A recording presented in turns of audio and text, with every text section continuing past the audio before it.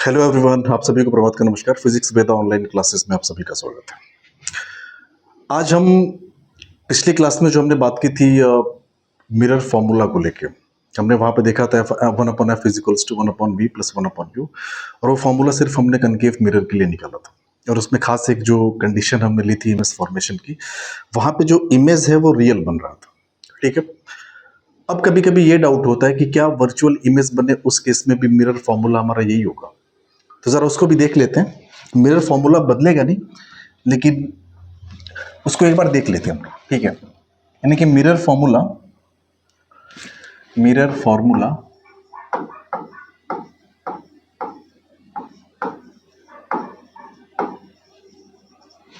ठीक है, mirror formula हम देख रहे हैं। साथ ही साथ इमेज कैसा बने, तो फॉर वर्चुअल इमेज, कि अगर हमारा इमेज वर्चुअल बन रहा हो उस केस में इमेज फॉर्मूला मिरर फॉर्मूला कितना निकल के आ रहा है। ठीक है,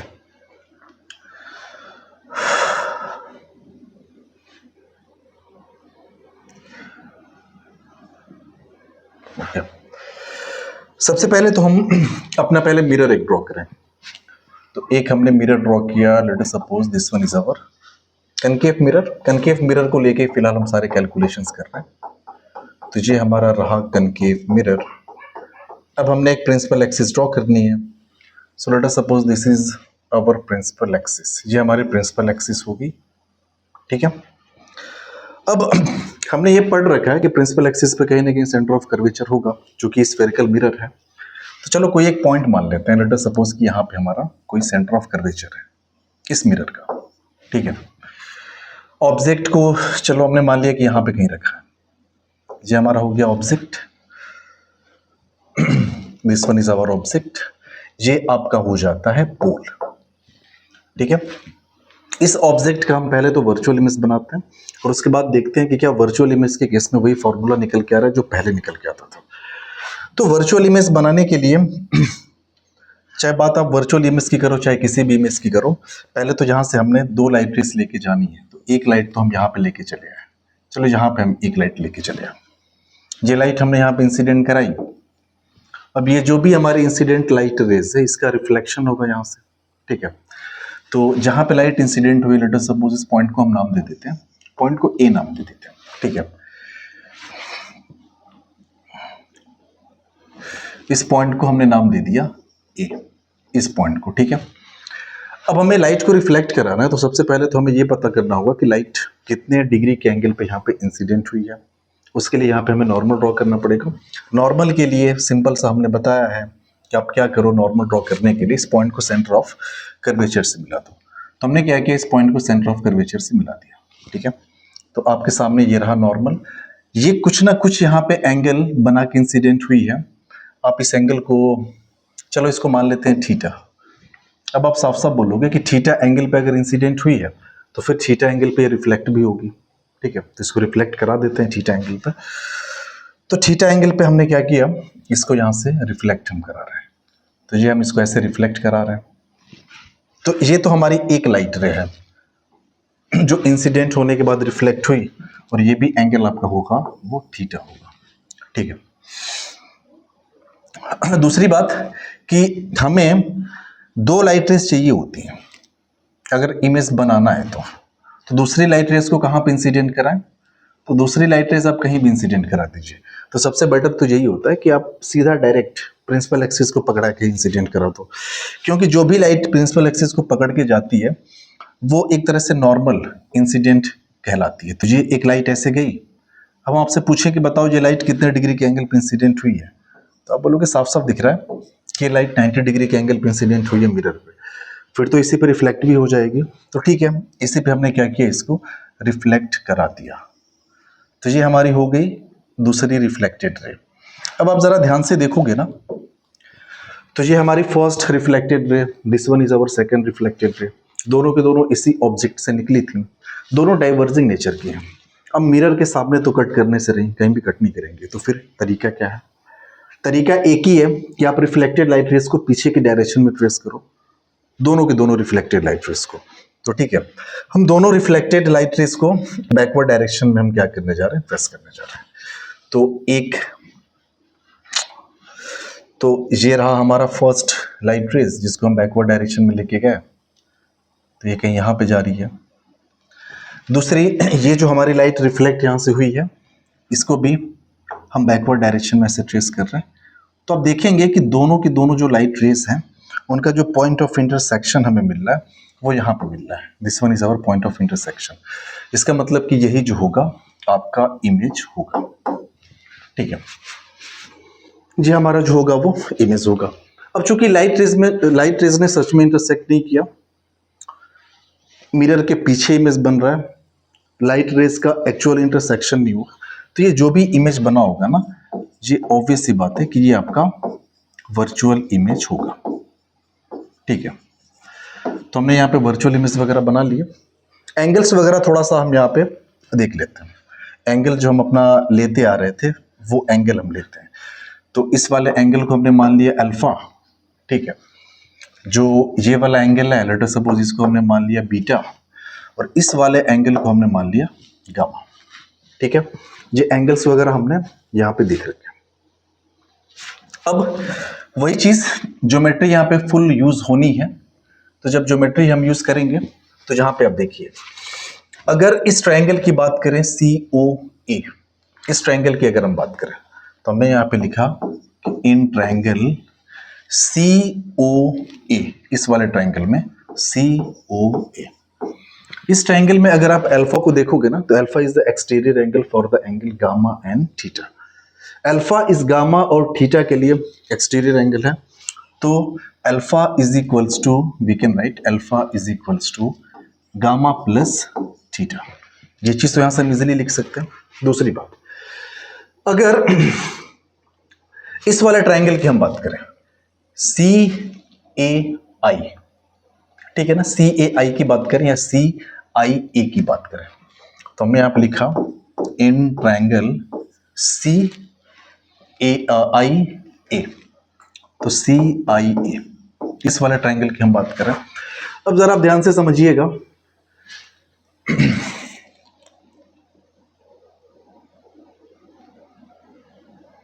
CIA आप मत लो, हालांकि ये भी लोगे तो काम तो बन ही जाएगा, लेकिन उससे बेटर है ना कि हम इस वाले को ले लें। 1 मिनट, इन ट्रायंगल, आप इस वाले ट्रायंगल को लो ना, OAI, इस वाले ट्रायंगल को, तो ट्रायंगल OAI, इस वाले ट्रायंगल को आप लोगे तो आप देखिए ये थीटा, ये थीटा, तो ये पूरा एंगल यहां से यहां कितना हो जाएगा, ये आपका हो जाएगा 2 थीटा के बराबर। ठीक है, अब जरा आप ध्यान से समझिएगा, ये पूरा का पूरा एंगल, ये जो एंगल 2 थीटा निकल के आया ना, this is the exterior angle for angle alpha and angle beta. तो एंगल अल्फा और एंगल बीटा के लिए ये तो एक्सटीरियर एंगल हो गया, तो यहां से आप ये लिख सकते हो कि 2 theta is equals to alpha plus beta. ठीक है, जहां पे अल्फा, बीटा, गामा और साथ ही साथ थीटा के बीच पे हमने रिलेशन वगैरह दिखा रखे। ठीक है, दूसरी बात कि जब भी हम इस फॉर्मूले को डिराइव कर रहे हैं ना, तो हमने देखा है कि हम थीटा को एलिमिनेट कर रहे हैं, क्योंकि ये सारे एंगल्स का तो हम अंदाजा लगा सकते हैं, इसको हम कैलकुलेट भी कर सकते हैं, क्योंकि हमें पोल से डिस्टेंसेस वगैरह पता होंगी, ये परपेंडिकुलर सबके लिए सेम होगा। उस केस में क्या हो जाएगा कि आप अल्फा, बीटा, गामा आप इसको कैलकुलेट कर सकते हैं।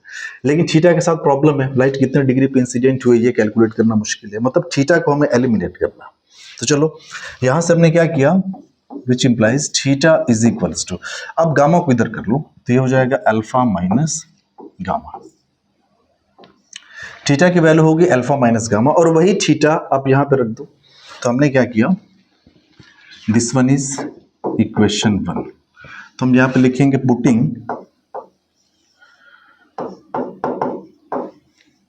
पुटिंग द वैल्यू ऑफ, किसकी value, theta is equals to alpha minus gamma, और ये किस में रख रहे हैं, इन इक्वेशन 1। हम इक्वेशन 1 में रख रहे हैं, देख रहे हैं क्या निकल के आ रहा है। तो इक्वेशन 1 नहीं, इक्वेशन ये 2 है ना, सॉरी, इन इक्वेशन 2, आप सेकंड में रखिए। तो थीटा की जगह पे हम रखेंगे अल्फा माइनस गामा, तो ये आपका हो जाएगा 2 थीटा की जगह पे अल्फा माइनस गामा रखा is equals to this one is alpha plus beta. अब देखिए सिंपल सा कैलकुलेशन है, ब्रैकेट को आप ब्रेक करिए तो 2 alpha minus twice of gamma is equals to alpha plus beta. ठीक है, अब अल्फा इधर कर लो क्योंकि अल्फा इधर दिया हुआ already, so this is 2 alpha, colour क्यों चेंज हो रहा है, 2 अल्फा माइनस ये आपका हो गया अल्फा इज इक्वल्स टू, एक काम और करते हैं, आप बीटा को इधर ही कर लो ना, ये माइनस बीटा हो जाएगा इज इक्वल्स टू 2 गामा को आप उधर कर लो, तो ये आपका हो गया 2 गामा, 2 अल्फा माइनस अल्फा, ये आपका हो जाएगा alpha, so this is alpha minus beta is equals to twice of gamma. ये चीज हमें मिली यहाँ पे फाइनली, यानी alpha minus beta is equals to twice of gamma. ठीक है, एक बात और, ये सारे के सारे एंगल्स बहुत छोटे हैं, ठीक है ना, जो आपको अल्फा दिख रहा है, बीटा दिख रहा है, गामा दिख रहा है, बहुत छोटे हैं, तो पहले रिलेशन लिख लेते हैं alpha minus beta is equals to 2 gamma, तो यहां से हमें मिला है कि alpha minus beta is equals to 2 times gamma. ठीक है, अब एक बात जरा आप ध्यान से समझिएगा, यहां से अगर आप परपेंडिकुलर ड्रॉप करो, यहां से ये परपेंडिकुलर हमने ड्रॉ कर दिया यहां से, और साथ ही साथ इस पॉइंट को हमने नाम दे दिया, this one is P dash हमने बोल दिया। ठीक है, ये पॉइंट P और P डैश भले आपको इतने दूर दिख रहे हैं, P डैश यहाँ दिख रहा है, P आपको यहाँ दिख रहा है, ये दोनों जस्ट एक दूसरे पे ओवरलैप कर रहे होते हैं।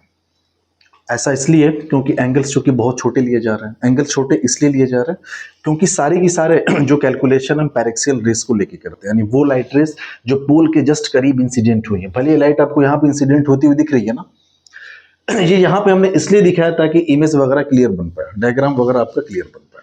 हालांकि ये जो रे पॉइंट ए है जस्ट बी के जस्ट बगल में ही है, यानी सारे के सारे एंगल्स बहुत छोटे हैं।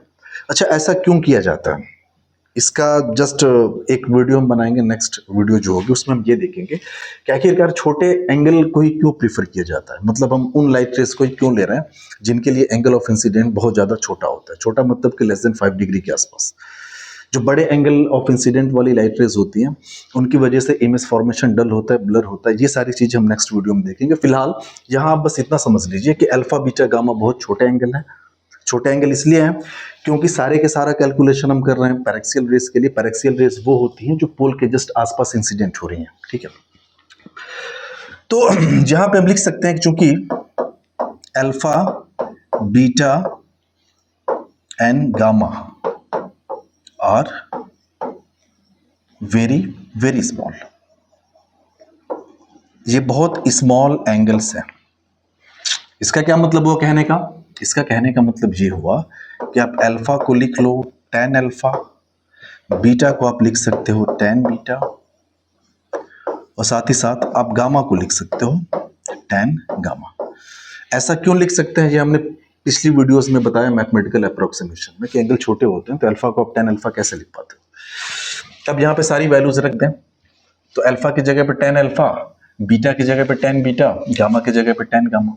तो जब ऐसा हम करेंगे तो चलिए अल्फा की जगह पे हमने क्या रखा tan अल्फा, माइनस बीटा की जगह पे tan beta is equals to gamma की जगह पे tan गामा, तो ये आपका हो गया 2 times tan gamma, so this is 2 और ये हो गया tan गामा। अच्छा जरा आप यहाँ पे ध्यान दीजिए, अगर यहाँ से आप अल्फा निकालो, अल्फा निकालो या tan अल्फा निकालो, बात एक ही है, तो tan alpha is equals to ये आपका हो जाएगा AP dash upon OP dash, so this is AP dash upon OP dash. Okay, tan beta अगर आप निकालोगे tan बीटा, तो tan बीटा कितना हो जाएगा, ये आपका परपेंडिकुलर AP डैश और ये आपका बेस हो जाएगा P dash I, so this is AP dash upon P dash I।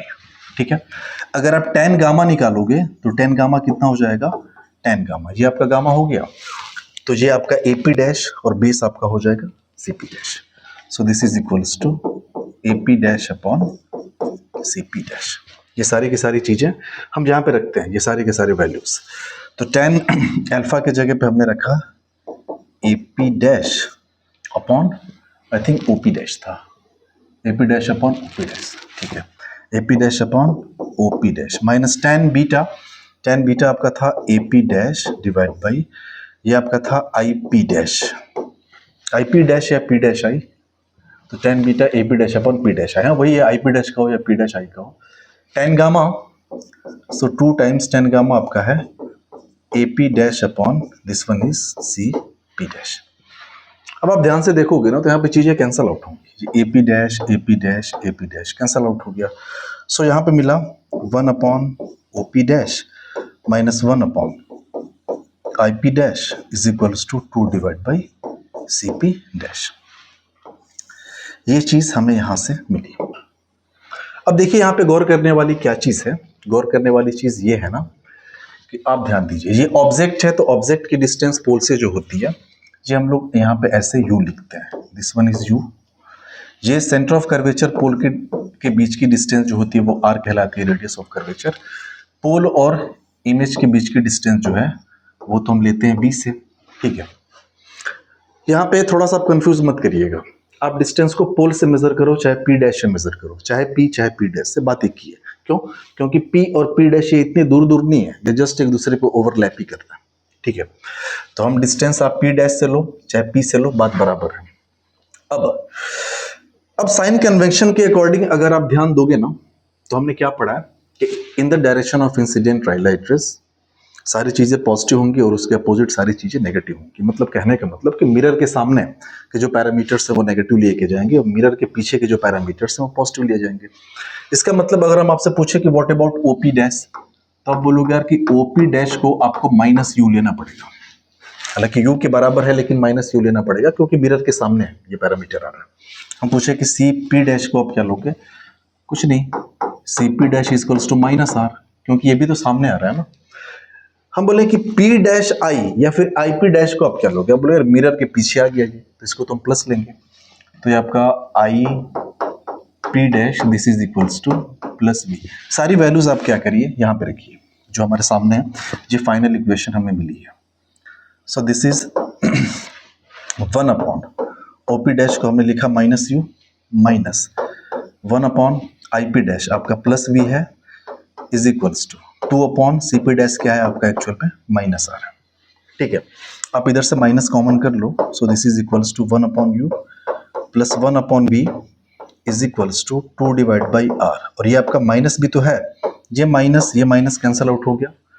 Are को आप लिख सकते हो 2 डिवाइड बाई आर को आप लिख सकते हो क्या चीज, choice of F, focal length का डबल, ये 2 से ये कैंसल आउट हो गया, तो इधर क्या बचा 1 अपॉन एफ बचा। So finally we have got 1 upon F is equals to 1 upon V plus 1 upon U. तो कहने का मतलब ये है कि इस बात से कोई फर्क नहीं पड़ता कि आपका इमेज रियल बन रहा है या फिर आपका इमेज वर्चुअल बन रहा है, जो मिरर फॉर्मूला होगा वो सेम होगा। तो फिलहाल हमने तो यहाँ पे कनकेव के लिए कैलकुलेशन किया, अगर आप कन्वेक्स के लिए करोगे तो वो भी जो होगा सेम निकल के आएगा, ठीक है। एक चीज और, पिछली क्लास में हालांकि हम लोगों ने एफ और आर के बीच में रिलेशन देखा था। हमने क्या देखा था कि एफ इज इक्वल्स टू जो होता है वो आर बाई 2 होता है। हमने ये रिलेशन पिछली क्लास में हमने आपको डिराइव कराया, F is equals to R by 2। क्या F is equals to R by 2 सच में होता है? सबसे बड़ा सवाल तो यही है कि क्या F is equals to R by 2 सच में होता है? भाई F is equals to R by 2 सच में नहीं होता, सबसे पहली बात तो ये, ठीक है ना। अब सच में क्यों नहीं होता और सच में होता है तो क्या होता है, वो सारी चीजें ठीक है उसको भी हम डिस्कस करेंगे, लेकिन फिलहाल अभी हम बात की है मिरर फॉर्मूले की, तो मिरर फॉर्मूले के बाद जरा सा हम बात कर लेते हैं मैग्निफिकेशन की, ठीक है ना, कि व्हाट अबाउट मैग्निफिकेशन और एक्चुअल में मैग्निफिकेशन ये होता क्या, ठीक है। So our next topic is magnification.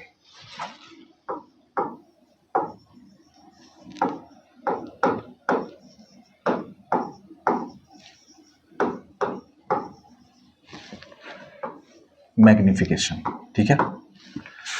अब मैग्निफिकेशन में भी 2 टाइप्स के मैग्निफिकेशन होते हैं, एक तो आपका होता है लेटरल मैग्निफिकेशन या फिर ट्रांसवर्स मैग्निफिकेशन। तो हम बात करने जा रहे हैं कौन सा मैग्निफिकेशन की, लेटरल और ट्रांसवर्स मैग्निफिकेशन, ठीक है। लेटरल या फिर ट्रांसवर्स मैग्निफिकेशन की बात करने जा रहे हैं। अब देखो पहली बात तो ये कि मैग्निफिकेशन का बेसिक मीनिंग होता क्या है। तो मैग्निफिकेशन एक्चुअल में रेशियो होता है। तो किसका किसका रेशियो होता है? मैग्निफिकेशन को m से रिप्रेजेंट किया जाता है। This is the ratio of, आप कह सकते हो कि size of image to the size of object, या फिर height of image to the height of object. जब हम बात कर रहे हैं ना ट्रांसवर्स मैग्निफिकेशन की, तो ट्रांसवर्स मैग्निफिकेशन के बाद तब करेंगे when object is placed perpendicular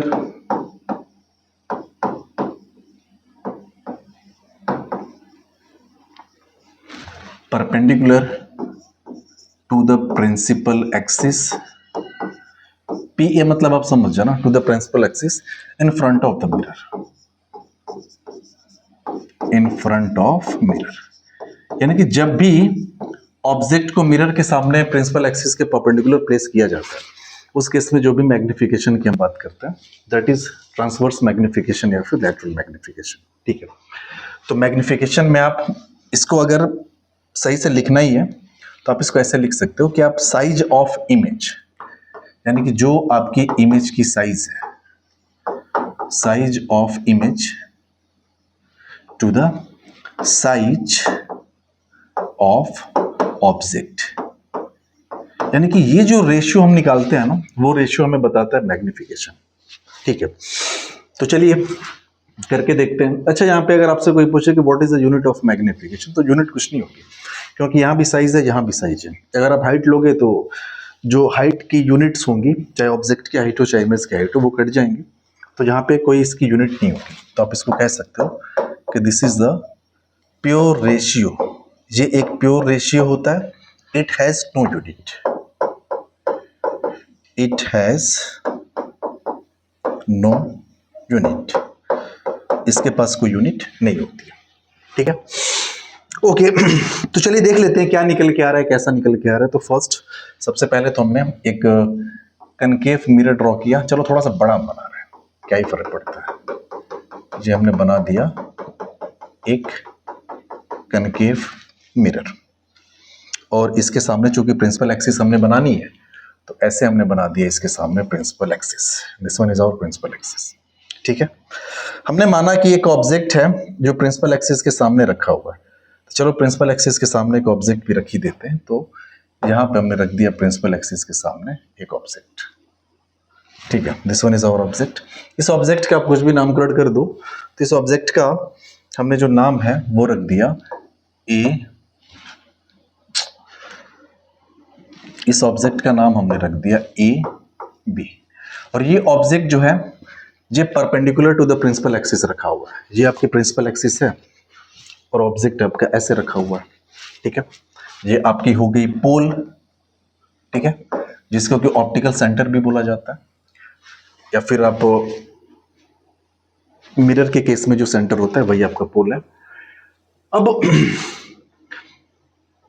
इसका इमेज हमें बनवाना है। और देखो पहली बात तो ये कि हमने अभी रे डायग्राम के बारे में पढ़ा नहीं है, अभी हमने इमेज फॉर्मेशन का एक भी लेक्चर नहीं किया। मतलब हमने ये नहीं देखा कि ऑब्जेक्ट मिरर के सामने यहाँ पे रखा हो तो उसका इमेज यहाँ पे बनेगा, ऐसा कुछ हम जानते ही नहीं है, कुछ हमने किया ही नहीं है। इसका इमेज हमें बनाना है। अब इसका इमेज बनाने के लिए इमेज कैसे बनेगा, तो अब लोग कुछ नहीं, अपना जो बेसिक प्रिंसिपल है उस पर हम लोग काम करते हैं, देखते हैं कुछ ना कुछ तो होगा ही। तो पहले तो यहाँ से लाइट्स हम लेके आए, मिरर पे इंसिडेंट कराए। तो एक हम ऐसे लाइट लेके आए और मिरर पे हम इंसिडेंट करा दिए। आप कहीं भी इंसिडेंट कराइए, लेकिन हम चूंकि पोल पे इसलिए इंसिडेंट करा रहे हैं कि पोल पे इंसिडेंट कराने से फायदा ये होगा कि जितने एंगल पे, अगर ये थीटा डिग्री के एंगल पे इंसिडेंट हुई है तो उतने एंगल पे हम क्या कर देंगे, यहाँ से रिफ्लेक्ट करा देंगे। तो ये फायदा होगा एक। ठीक है, दूसरी बात, अगर आप पैरेलल लेके जाते तो फोकस से गुजारना पड़ता, फिर आपको फोकस वगैरह सब कुछ दिखाना पड़ता। ठीक है, और पैरेलल लेके जाते जहां पे आप इंसिडेंट कराते वहां पे सेंटर ऑफ कर्वेचर से एक नॉर्मल ड्रॉ करना पड़ता, फिर वहां पे एंगल्स वगैरह दिखाने पड़ते। तो उस सब चीजों के चक्कर में हम नहीं पड़े। ठीक है, लाइट को आप रिफ्लेक्ट कराइए। तो यहां से हमने लाइट को रिफ्लेक्ट कराया, और जब भी आप लाइट को रिफ्लेक्ट कराओगे ना, तो आप उतने ही एंगल पर रिफ्लेक्ट कराना जितने एंगल पे ये इंसिडेंट हुई है।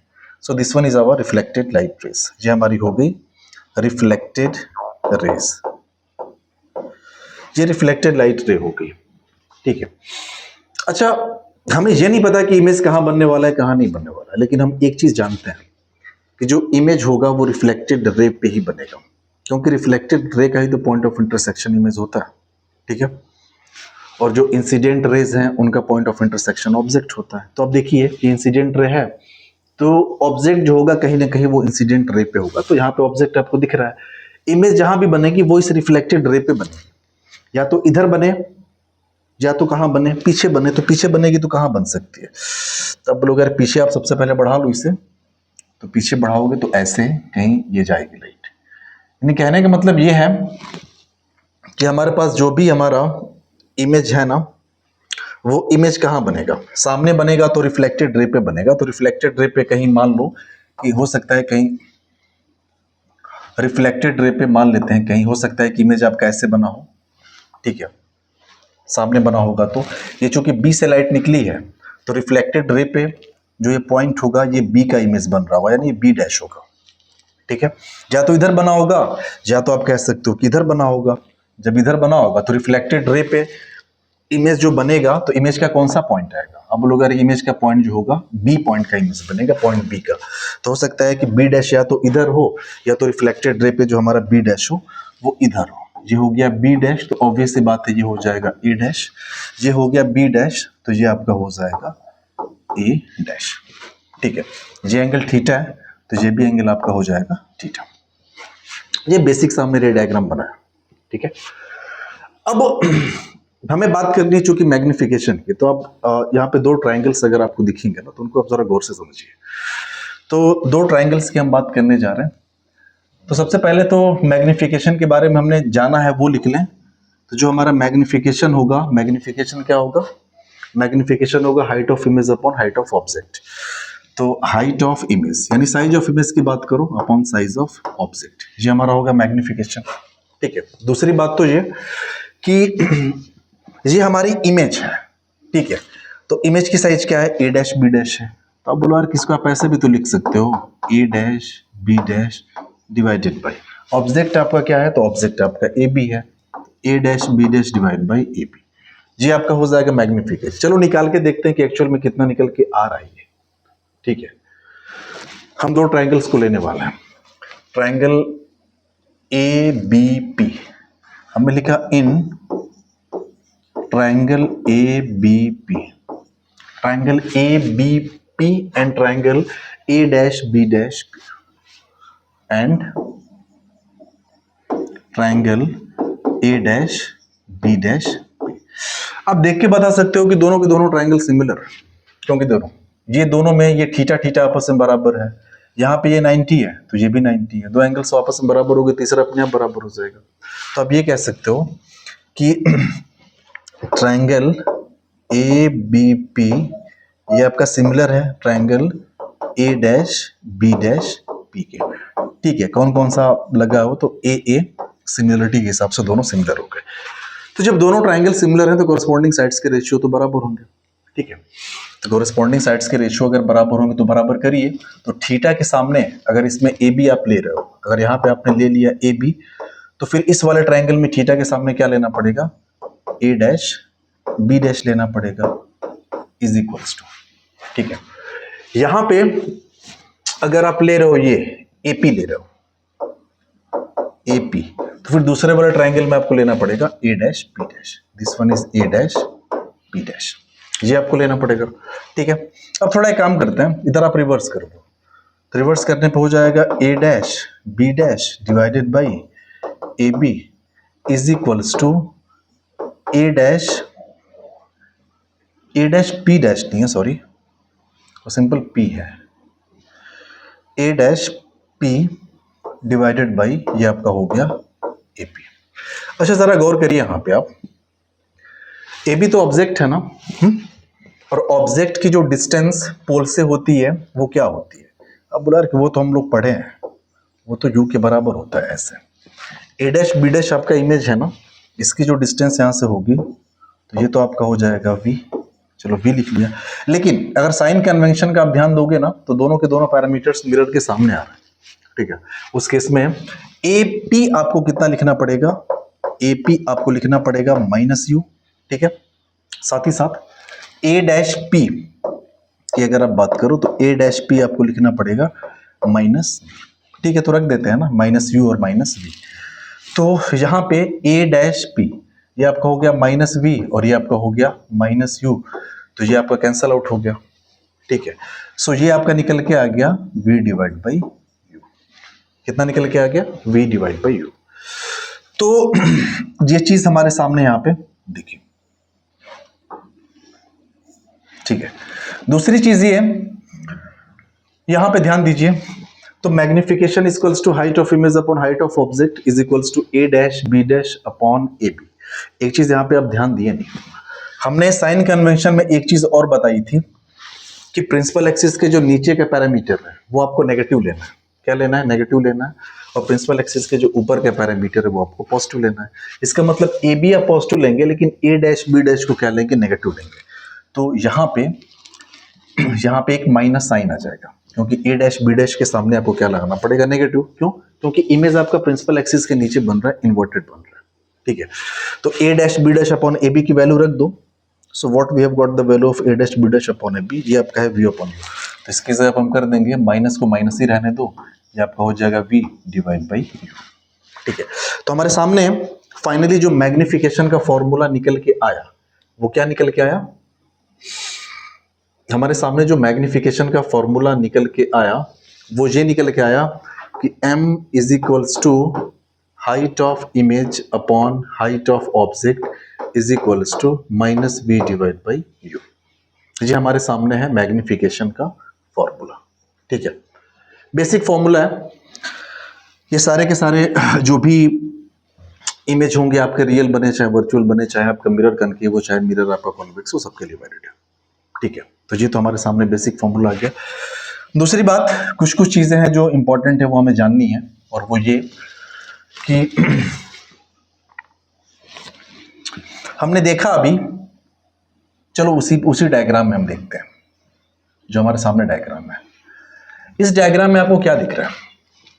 अगर आप इस वाली इमेज को ले रहे हैं ना ए डैश बी डैश, तो आप देखेंगे ये इमेज जो है ये मिरर के सामने बन रही है, साथ ही साथ ये इमेज इन्वर्टेड है। जब इन्वर्टेड है तो आप देखिएगा height of image upon height of object, ये आपका हो गया मैग्निफिकेशन, यही होता है। तो in front of the mirror की अगर हम बात करें, यानी कि इन front of mirror, in front of mirror, mirror के सामने इमेज ये बना है, साथ ही साथ जब सामने बना है तो इन्वर्टेड बना है। उस केस में जो हाइट ऑफ इमेज है वो तो आप नेगेटिव लोगे, लेकिन जो हाइट ऑफ ऑब्जेक्ट है वो तो आपको पॉजिटिव लेना पड़ेगा क्योंकि ऑब्जेक्ट ऊपर है। तो कहने का मतलब कि ये आपका निकल के आ जाएगा नेगेटिव। कितना आ जाएगा? नेगेटिव। यानी कि अगर आपसे कभी ये बोले कि इमेज सामने बन रहा है तो आप समझ जाना कि जो भी मैग्निफिकेशन होगा वो नेगेटिव होगा, ठीक है।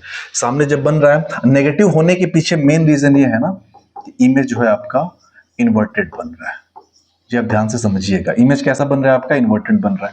क्योंकि देखो ये तो आपका हमेशा पॉजिटिव होगा, m अगर नेगेटिव हो सकता है तो हाइट ऑफ इमेज की वजह से ही नेगेटिव हो सकता है, ठीक है। यानी हाइट ऑफ इमेज नेगेटिव कब होगा? जब प्रिंसिपल एक्सिस के नीचे बनेगा। प्रिंसिपल एक्सिस के नीचे इमेज कब बनेगा? जब वो सामने बन रहा है, ठीक है। लेकिन मान लो कि यही अगर आप इस वाले इमेज की बात कर रहे होते हैं जो पीछे बना है, इस ए डैश बी डैश की बात कर रहे होते हैं, फिर तो इसके लिए हाइट ऑफ इमेज आप पॉजिटिव लोगे। इसके लिए क्या है? हाइट ऑफ इमेज पॉजिटिव है because this is above the principal axis, ठीक है।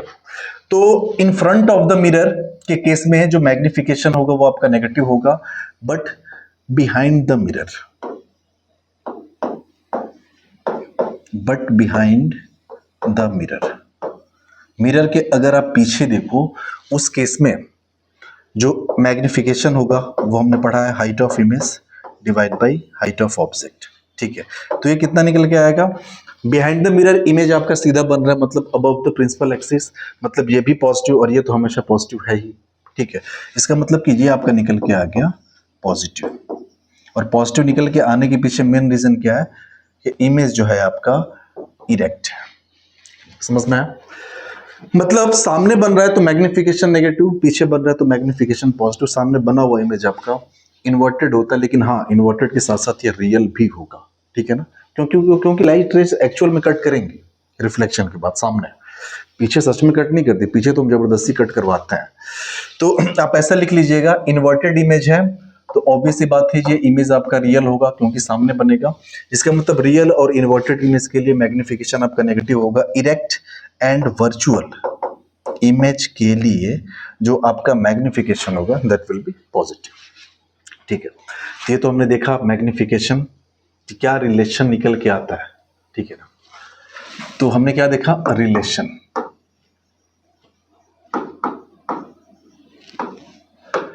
अब जरा एक चीज का आप ध्यान दीजिएगा, कई दफा क्या होता है ना कि मैग्निफिकेशन का जो फॉर्मूला होता है फोकल लेंथ वगैरह के टर्म्स में दे देता है। वो कैसे देता है, अब देखिए हमारे पास जो फॉर्मूला अभी तक हमने पढ़ा मैग्निफिकेशन का, वो हमने पढ़ा m is equals to minus V upon U, यानी कि height of image upon height of object is equals to minus V upon U. ये मिरर के लिए, सारे मिरर्स के लिए। ओके, हमारा जो मिरर फॉर्मूला है वो क्या है, तो आप बोलोगे यार कि mirror formula 1 upon F is equals to 1 upon V plus 1 upon U है, यही तो है। अच्छा एक काम करें, v से दोनों तरफ हम क्या करें, मल्टीप्लाई कर दें। तो v से अगर आप दोनों तरफ मल्टीप्लाई कर रहे हो ना, उस केस में क्या हो जाएगा, ये तो हो जाएगा v divide by F is equals to, यहाँ पे हो गया v अपॉन v और यहाँ पे हो गया v डिवाइड बाई u। ठीक है, ये तो कट जाएगा v और v, सो यहाँ पे हो गया v divide by F is equals to 1, यहाँ पे 1 बचा, प्लस ये हो गया v by you, which implies, ये 1 को आप इधर कर लो तो हो गया ये v upon F minus 1 is equals to v divide by U.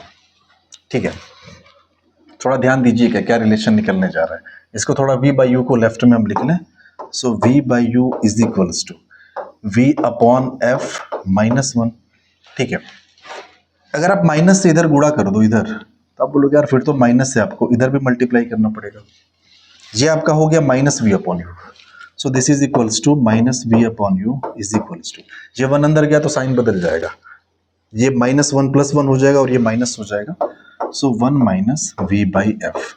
ठीक है, 1 माइनस वी बाई एफ को क्या लिख सकते हो, F minus V divide by F. अब ध्यान से जरा देखो ना, ये माइनस वी अपॉन यू ही तो मैग्निफिकेशन है ना, यानी कि इसको आप लिख सकते हो मैग्निफिकेशन। तो फाइनली आपके सामने एक और रिलेशन मिल गया, वो क्या मिला कि magnification is equals to F minus V divide by F, यानी फोकल लेंथ के टर्म्स में एक फॉर्मूला आपको यहां पे दिख रहा है मैग्निफिकेशन का। तो दूसरा आप ये लिख लीजिए, magnification m is equals to F minus V divide by F, ये तो दूसरा फॉर्मूला है। ठीक है, ये दूसरा फॉर्मूला है ना हमारा। चलिए अब जरा इसके तीसरे फॉर्मूले पे आते हैं। तो हमारे पास जो मिरर फॉर्मूला हमारा है ना, उसी से हम लोग चलेंगे। 1 upon F is equals to 1 upon V plus 1 upon U. पिछले वाले केस में हमने v से दोनों तरफ मल्टीप्लाई किया था, अब हम क्या करें कि u से न्यूमरेटर में मल्टीप्लाई करते दोनों तरफ। तो ये आपका हो गया u upon F is equals to u upon V plus u upon U. ये तो कट गया, कटने के बाद ये 1 हो जाएगा, so u upon F is equals to u upon V plus 1, which implies, ये 1 को आप लेफ्ट में कर दो तो ये आपका हो गया u upon F minus 1 is equals to u upon V. ठीक है, ये एलसीएम लेके सॉल्व करो तो ये हो गया u minus F upon F is equals to u upon V. ठीक है, दोनों तरफ रिवर्स कर दो, यानी इसको f को ऊपर कर दो, u माइनस एफ नीचे कर दो, तो ये f upon u minus F is equals to, यहाँ पे रिवर्स करना पड़ेगा, ये आपका हो जाएगा v अपॉन यू। ठीक है, अब थोड़ा सा अरेंज करके लिख देते हैं, v अपॉन यू को पहले लिख दो, so v upon U is equals to f divided by u minus F. अब हमने क्या किया कि माइनस से दोनों तरफ आप मल्टीप्लाई कर दो। ठीक है, माइनस से मल्टीप्लाई होने के बाद हुआ क्या कि ये तो हो गया minus V upon U left में, so minus V upon U equals to, इधर जो है माइनस यहाँ मल्टीप्लाई कर दो तो f माइनस यू हो जाएगा, पहले u माइनस एफ था अब f माइनस यू हो जाएगा, सो this is f upon J f minus you. अच्छा बताओ, माइनस वी अपॉन यू ही तो हमारा मैग्निफिकेशन है ना, इसका मतलब इसको आप लिख सकते हो मैग्निफिकेशन m के बराबर। तो हमारे सामने फाइनली एक और फॉर्मूला निकल के आ गया कि magnification is equals to f upon f minus u। ठीक है, तो तीसरा फॉर्मूला जो है मैग्निफिकेशन का, magnification m is equals to f upon f minus u। ठीक है, तो ये फॉर्मूले आप थोड़ा सा दिमाग में रखिएगा, न भी याद हो तो उससे कुछ प्रॉब्लम नहीं है। और एक हमारा जो यूनिवर्सल फॉर्मूला है वो तो है ही ना, वो क्या है, m is equals to height of image divide by height of object. हम हाइट की बात इसलिए कर रहे हैं because object is placed perpendicular to the principal axis. अगर वही अलोंग द प्रिंसिपल एक्सिस रखा होता तो फिर हम उसके लंबाई की बात करते हैं, हाइट की बात नहीं करते। ठीक है, तो चूंकि हम ट्रांसवर्स मैग्निफिकेशन पढ़ रहे हैं।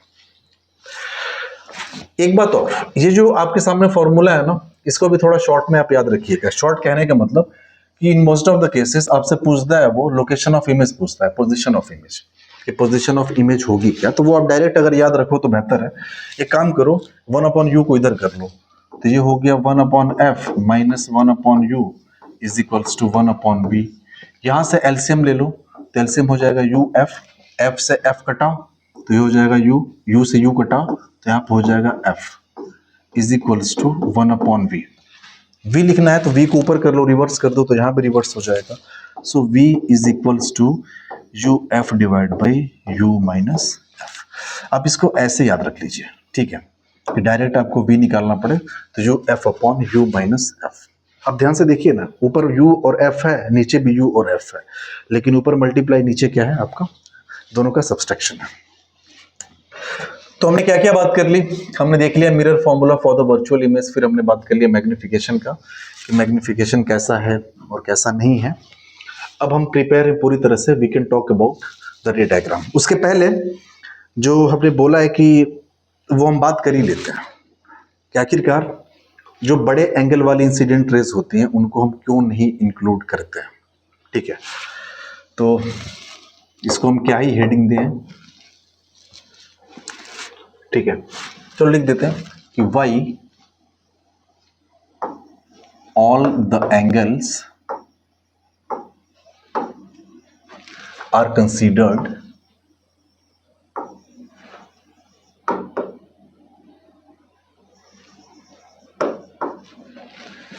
As very very small. मतलब हेडिंग क्या नहीं है, आप हेडिंग क्या लिख रहे हैं उससे कोई फर्क नहीं पड़ता, we have to learn about the concept.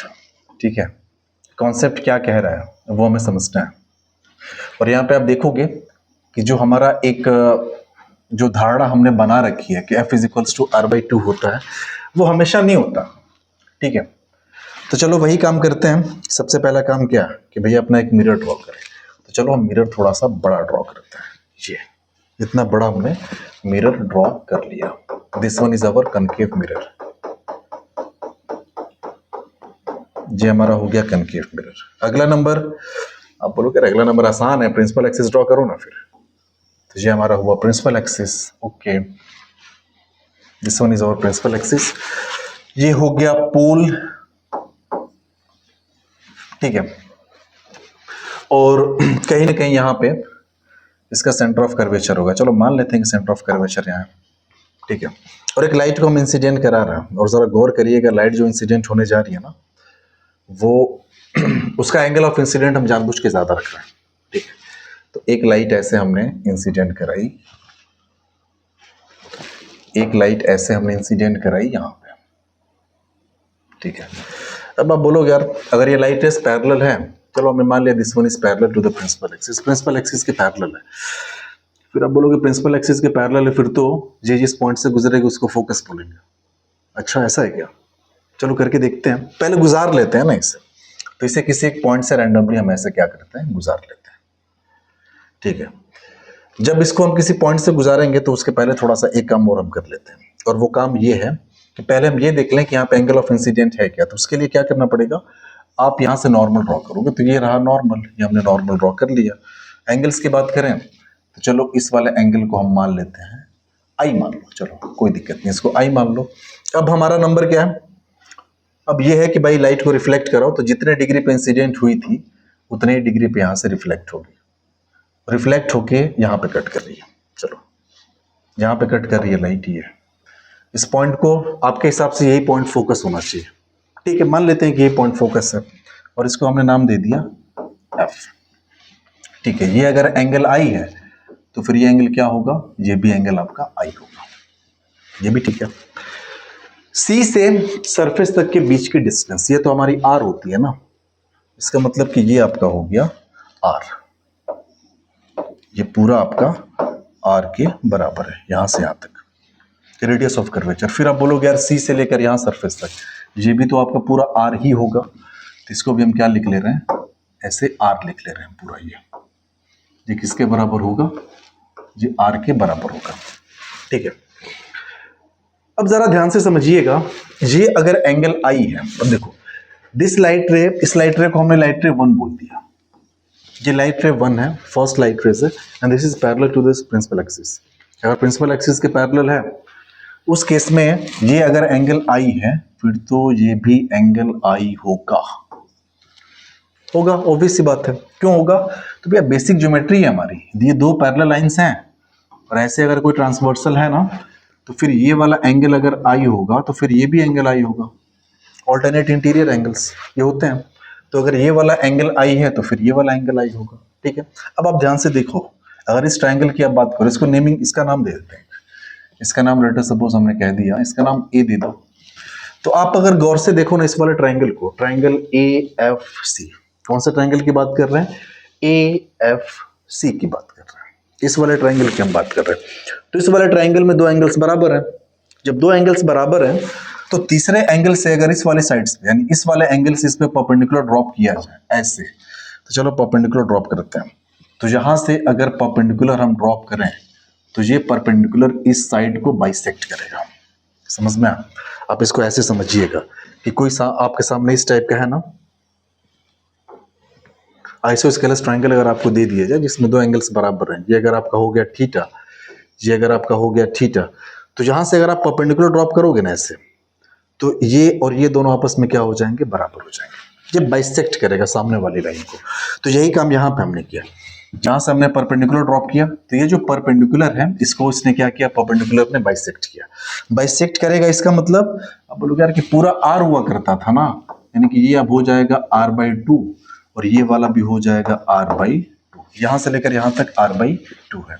ये सी है, इसको कुछ नाम दे देते हैं, तो चलो नाम क्या दें, उसको ए बोल दिया तो चलो इसको ए डैश बोलो, क्या ही फर्क पड़ता है। ये हमारा हो गया A dash, this one is our, थोड़ा बड़ा लिखते हैं, ये हो गया ए डैश। ठीक है, अब जो चीज यहां पे हम करने जा रहे हैं उसको जरा गौर करिएगा, इस वाला ट्राइंगल पे हम फोकस कर रहे हैं सी ए डैश एफ, यानी कि in triangle C A dash F. इस ट्राइंगल को थोड़ा सा अगर अलग हम बनाएं तो ये ट्राइंगल कुछ ऐसे बनेगा, ये और ये और ये आपका हो गया, ये आपका एंगल 90 डिग्री है, ये आपका ए डैश, ये वाला पॉइंट, ये आपका हो गया सी, और ये वाला पॉइंट हमने क्या मान रखा है, एफ मान रखा है। ठीक है, और ये वाली जो डायमेंशन है ये तो ऑलरेडी दे रखा है r/2। ठीक है, और ये एंगल क्या दे रखा है, थीटा दे रखा है। ठीक है, अच्छा एक बात बताओ, इसमें अगर cos थीटा हम लिखना चाहें, cos थीटा, तो cos थीटा हो जाएगा बेस अपॉन हाइपोटेनिस, तो बेस और हाइपोटेनिस हो गया सी एफ, तो बेस आपका हो गया r/2 एंड हाइपोटेनिस आपका हो गया सी एफ। ठीक है, तो सी एफ को आप इधर लेके आओ, so C F is equals to r/2 cos of theta. ये जो रिलेशन निकला है ना, ये कमाल का रिलेशन है, इसको आप ध्यान दीजिए। कमाल का रिलेशन इसलिए है ना कि अभी आपको समझ में आएगा। थीटा हमने ले लिया, यहाँ पे आई था, कोई बात नहीं, ये आई है ना, तो आप इसको कर लो। ये थीटा बराबर क्या है एक्चुअल में, ये आई है। ठीक है, तो एक्चुअल में जो हमारा सी एफ निकला, सी एफ आपका हो जाएगा r/2 cos ऑफ आई। हमने यहाँ पे गलती से थीटा लिख दिया, एक्चुअल में वो आपका एंगल जो है वो आई है, तो क्या ही फर्क पड़ता है। ठीक है, तो ये हो गया 2 cos आई। ये सी एफ क्या है एक्चुअल में, तो सी एफ वो वाली डिस्टेंस है जहां पे रिफ्लेक्टेड रे रिफ्लेक्शन के बाद कट रही है, मतलब ये वाली बात हो रही है, ये आपकी सी एफ है, और ये सी एफ निकला कितना है, तो आप बोलोगे यार सी एफ हमने अभी तो निकाला है, ये सी एफ निकला है आपका, सी एफ निकला है r/2 और ये हो गया cos ऑफ i, ये इतना निकला है, ठीक है। तो पहले तो आप कन्विंस हो जाओ और ये रिलेशन पहले ध्यान में आप बिठा लो, उसके बाद हम कुछ बातें करेंगे, ठीक है। तो ये फॉर्मूला हम थोड़ा सा ध्यान पे रखेंगे और कुछ चीजें अब हम जानने जा रहे हैं। तो वही काम, सबसे पहले हमने क्या बनाया यहाँ पे, एक मिरर, और मिरर हम चूंकि बड़ा मिरर ले रहे हैं, क्योंकि जब बड़ा मिरर लेंगे ना तो यहाँ पे हम चीजों को इजीली दिखा पाएंगे। उसके बाद का नंबर क्या है, प्रिंसिपल एक्सिस। सो ये हमारी हो गई प्रिंसिपल एक्सिस, ठीक है। ये हमारा हो गया कहीं centre of curvature C. Centre of curvature दूर लें क्या, चलो फिलहाल के लिए यही ले लेते हैं। हम 2 से 3 लाइट रेस को ही बस लेने जा रहे हैं, बस 2 से 3 लाइट रेस हम यहाँ पे देखेंगे। तो चलो सबसे पहला काम तो ये कि एक लाइट को सबसे ऊपर इंसिडेंट कराते हैं, ठीक है। ये हमारी जो है ये लाइट रे 1 है, ठीक है। ये लाइट रे हो गई हमारी 1। तो इसका रिफ्लेक्शन होगा, तो रिफ्लेक्शन होगा तो सबसे पहले तो यहाँ पे नॉर्मल ड्रॉ कर लो, तो ये हमारा हो गया नॉर्मल, ठीक है। ये एंगल को हम मान लेते हैं, इसको चलो I1 मान लेते हैं, I1 कोई ना कोई एंगल ऑफ इंसिडेंट है, ठीक है। अब ये जितना एंगल ऑफ इंसिडेंट है इसका रिफ्लेक्शन कराते हैं, इतने एंगल पे लाइट रिफ्लेक्ट होगी।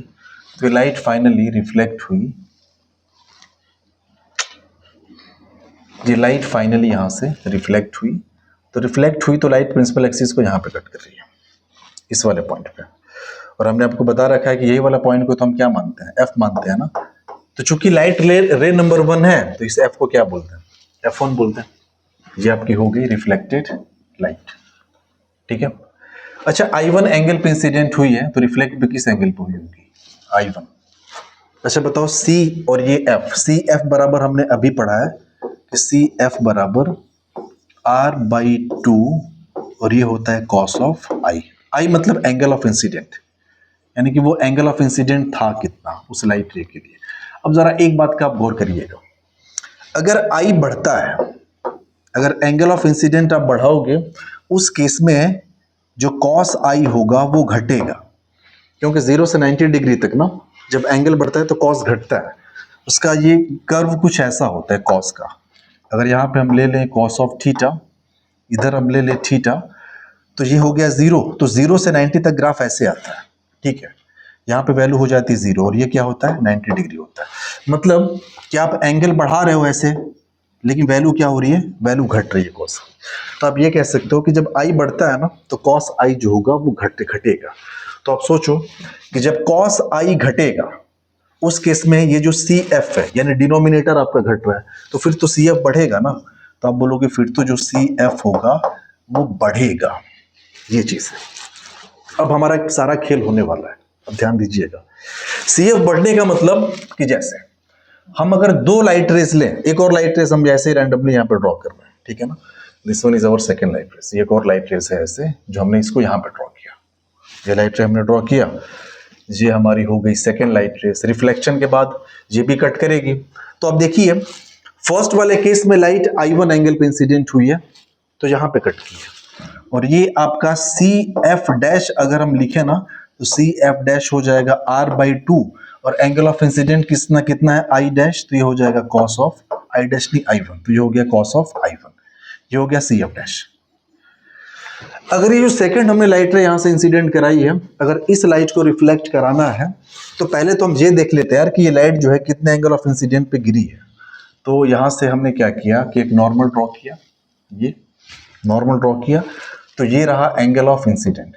ये देख के भी लग रहा होगा कि इस वाले एंगल ऑफ इंसिडेंट पे यानी जो फर्स्ट वाली लाइट गिर रही थी वो ज्यादा एंगल पे गिर रही थी, सेकंड वाली जो है कम एंगल पे गिर रही है, यानी कि इसको हमने मान लिया यहां से I2। और साफ साफ देख के लग रहा है कि जो I2 है वो लेस देन क्या है I1 है। I2 जो है वो लेस देन क्या है I1 है, ठीक है। यानी कि सेकंड वाली लाइट रेस के लिए जो एंगल है वो घटा है, ठीक है।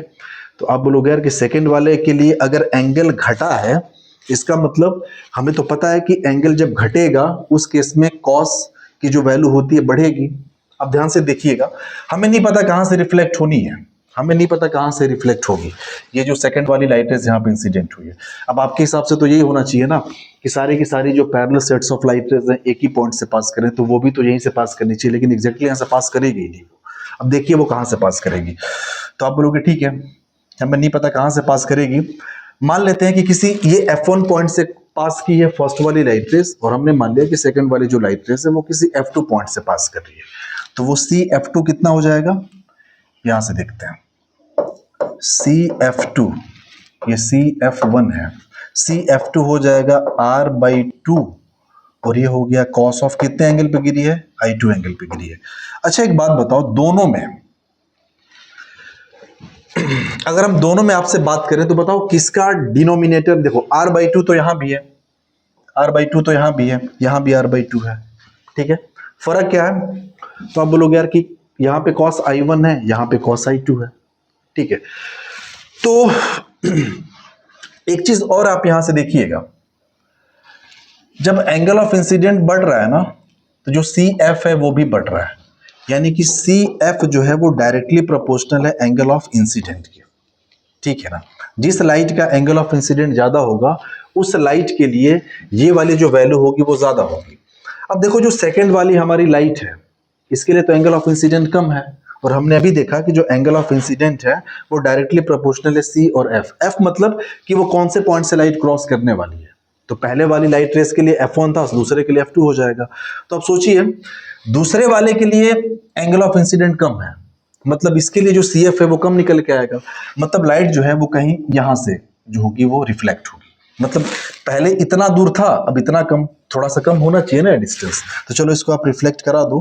तो ये लाइट को हमने क्या किया, यहां से रिफ्लेक्ट कराया, तो ये रिफ्लेक्ट हुई, समझ में आया, तो ये हमारी हो गई ये लाइट रेस। अब देखो प्रॉब्लम यहाँ पे थोड़ी हो जाती है, यही सब चीजें होता क्या है कि डिफरेंट डिफरेंट एंगल्स पे जो लाइट इंसिडेंट हो रही है ना वो प्रिंसिपल एक्सिस के किसी एक पॉइंट से पास करती ही नहीं है, ठीक है। जो ज्यादा एंगल पे गिरेगी वो C से उतना ज्यादा दूर प्रिंसिपल एक्सिस को कट करेगी। हमने अभी देखा ना कि I ज्यादा है तो CF जो होगा वो बड़ा होगा।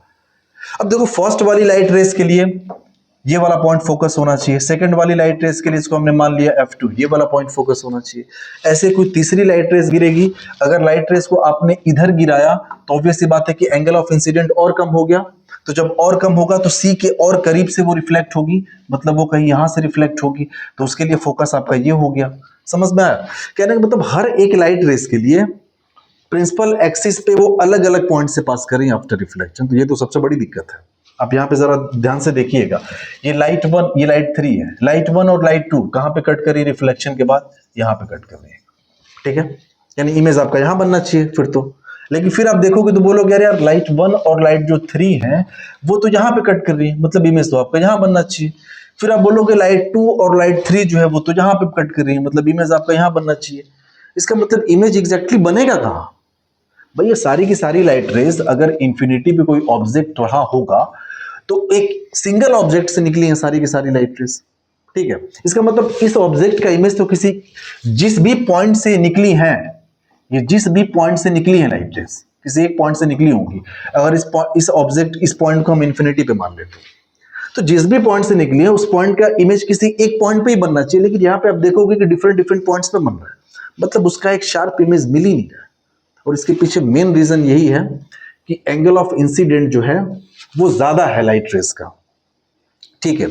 तो होता क्या है कि हम छोटे एंगल्स को इसलिए कंसीडर करते हैं कि जब एंगल्स आप बहुत ज्यादा छोटे कर दो। अच्छा एक बात बताइए, पिछले वाले स्लाइड में जो हमने निकाला है CF इजिकल्स टू R/2, यानी यहां से यहां तक CF is equals to R/2 cos I, तो PF कितना हो जाएगा, PF मतलब यहां से यहां तक आप बोलोगे ये हो जाएगा CP minus CF, this is equals to CP minus CF, ठीक है।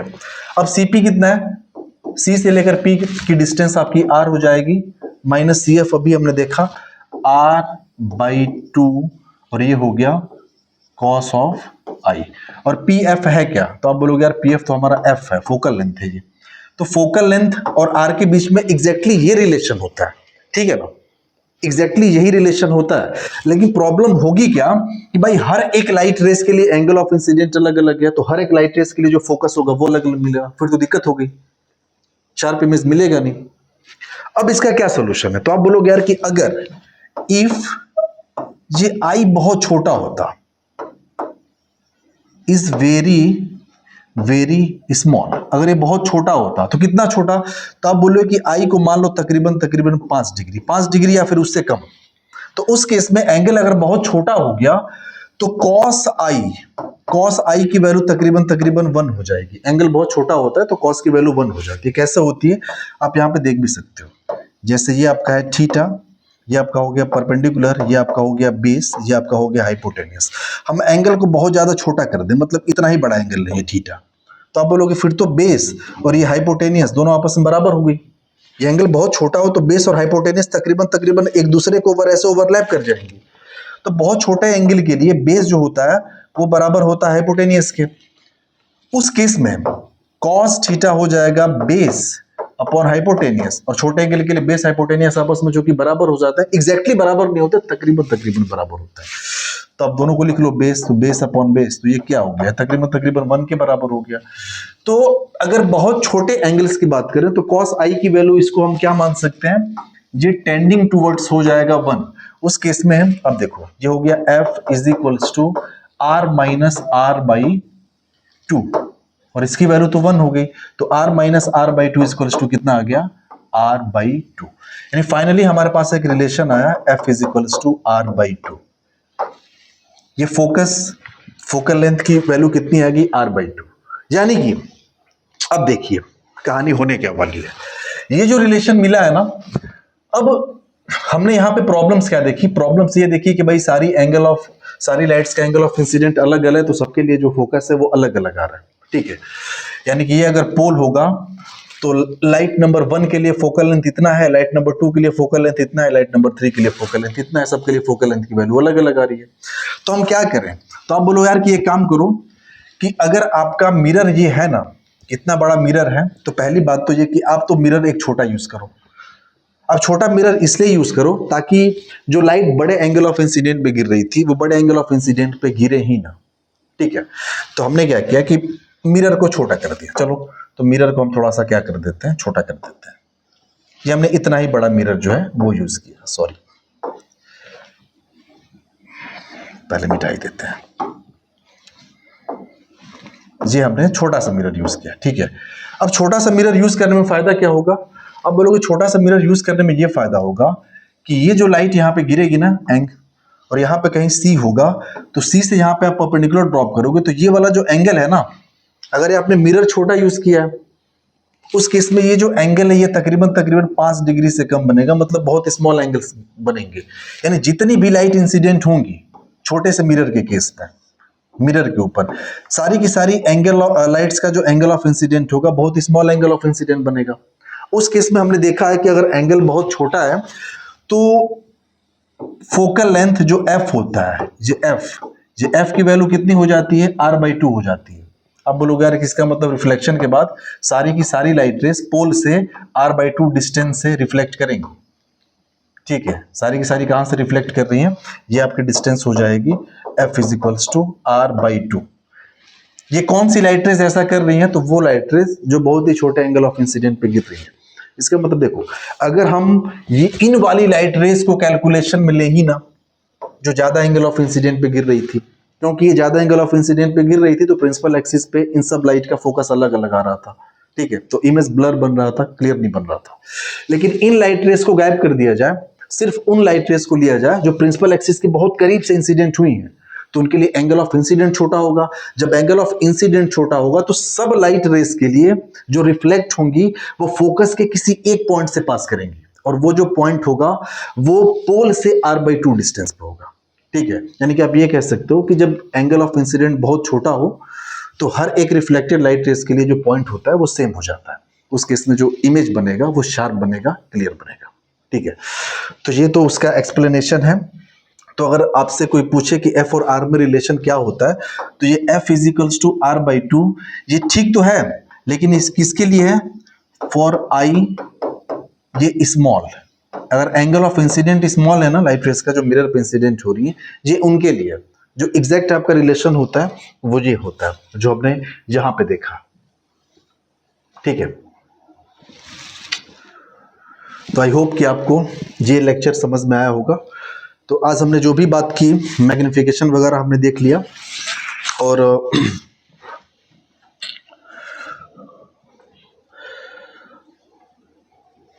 ओके, तो हम यहाँ पे मैग्निफिकेशन की बात की।